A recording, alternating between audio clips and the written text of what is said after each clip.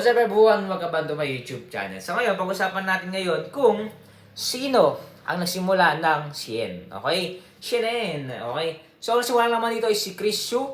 Ang ating matutunan dito is data-driven production change the game. So mahalaga ang data. Okay? Lahat. Sales, okay? Yung marketing, yung ating financial. Okay? Kailangan natin yung mga data para in the future, kaya nating basahin yung ano yung malakas, ano yung month na malakas, ano yung araw na malakas, ano kailangan i-adjust. Kaya, sabi niya, ang matutunan natin dito is data-driven production change the game. Especially, yung ating production, okay? Sa paggagawa ng ating, kumbaga, yung production, okay? Kasi pag when it comes to production is paggawa ng product, okay? So, mas maganda na lahat, alam natin, okay, magkano yung nagawa natin isang araw, isang buwan, 1 year, para kaya natin makipagsabayan sa mga malalakas na. Okay, if you want to buy this book, in the Facebook feature description po. Salamat po and God bless.